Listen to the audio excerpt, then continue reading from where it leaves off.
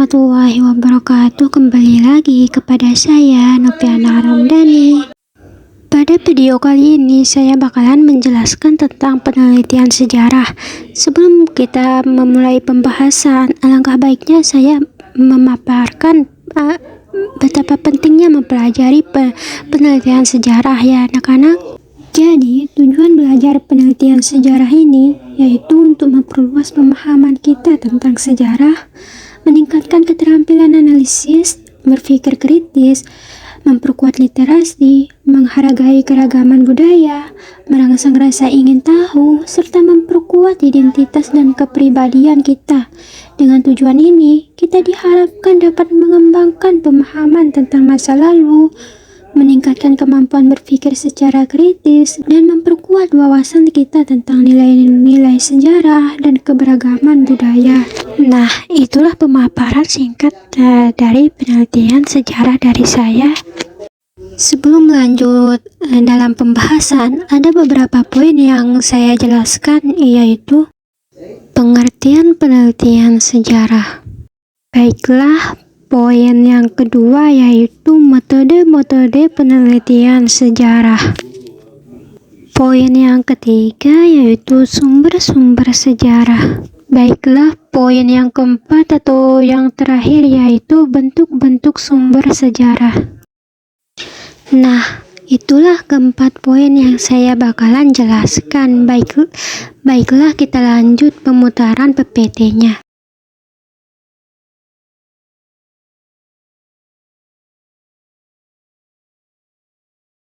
Sejarah bukanlah mitos, melainkan peristiwa nyata yang terjadi pada masa lampau. Penelitian adalah usaha untuk menemukan, mengungkap, menginvestasi, dan menganalisis suatu fenomena atau kejadian dengan prosedur ilmiah. Jadi, pengertian penelitian sejarah yaitu proses penyelidikan yang bertujuan untuk memahami, menganalisis, dan menginterpretasi peristiwa, kejadian, dan fenomena masa lalu. Selanjutnya yaitu metode penelitian sejarah. Metode penelitian sejarah ada 4. Yang pertama yaitu heuristik. Nah, heuristik ini berarti mengumpulkan berbagai data dari berbagai sumber. Yang kedua yaitu kritik dan verifikasi. Setelah kita mengumpulkan data, berarti kita melakukan pemeriksaan keaslian sumber sejarah tersebut yang sudah kita kumpulkan. Yang ketiga yaitu interpretasi. Setelah melakukan pemeriksaan, kita menafsirkan dan memahami makna keterkaitan dari sumber-sumber sejarah yang telah diverifikasi. Yang terakhir yaitu historiografi. Setelah melakukan penafsiran kepada sumber-sumber sejarah tersebut, maka kita melakukan tulisan atau hasil penelitian dan laporan sejarah. Berikut tadi 4 metode penelitian sejarah. Baiklah, selanjutnya yaitu sumber-sumber sejarah.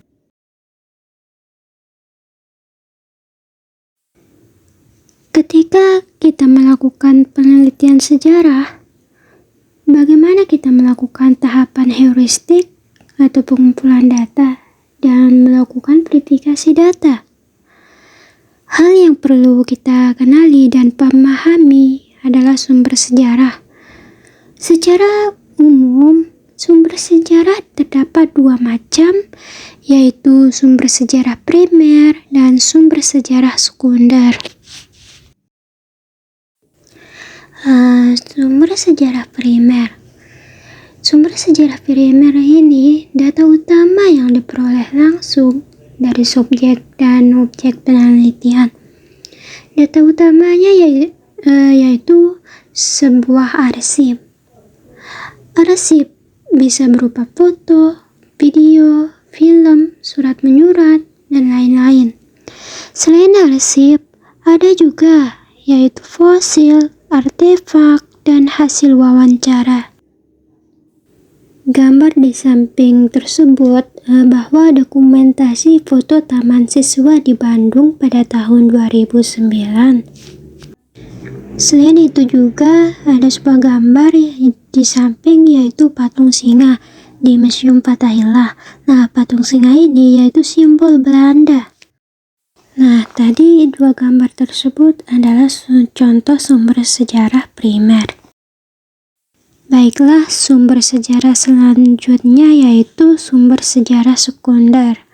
Nah, sumber sejarah sekunder ini data pendukung yang tertulis atau dibuat setelah kejadian selesai. Contohnya, penelitian sejarawan, laporan penelitian yang relevan, biografi, surat menyurat, dan kabar yang tidak sejaman dengan peristiwa.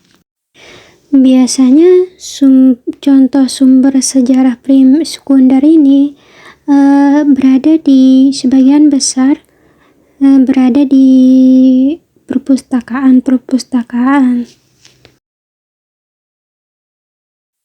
Baiklah, selanjutnya yaitu atau yang terakhir, bentuk sumber sejarah.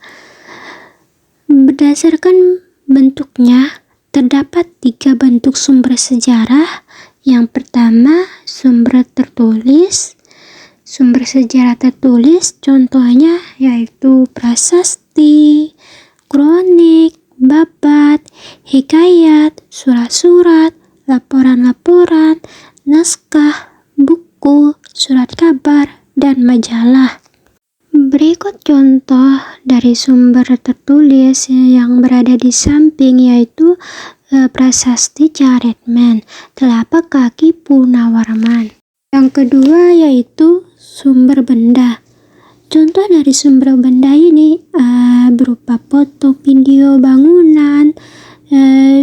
Contohnya yaitu rumah-rumah bersejarah, candi-candi, bisa berupa candi Prambanan, candi Borobudur, dan juga kantor-kantor bersejarah dan lain-lainnya. Berikut contoh dari sumber benda yaitu sebuah gambar candi Borobudur. Sumber terakhir yaitu sumber lisan. Nah, sumber lisan ini adalah tradisi lisan, cerita yang diwariskan dan tergenerasi secara lisan, misalnya petuah dan cerita rakyat. Nah, tadi kita sudah menyaksikan sebuah video pembelajaran. Semoga dengan mengeksplorasi sejarah yang terungkap dalam video ini, kita dapat melihat pentingnya memahami akar sejarah untuk memahami masa kini. Temuan-temuan kita bahas menyoroti perjalanan panjang peristiwa bersejarah yang membentuk dunia kita saat ini. Melalui refleksi atas sejarah ini, mari kita jadikan sebagai pijakan untuk memahami nilai-nilai dan pelajaran yang dapat kita ambil untuk masa depan.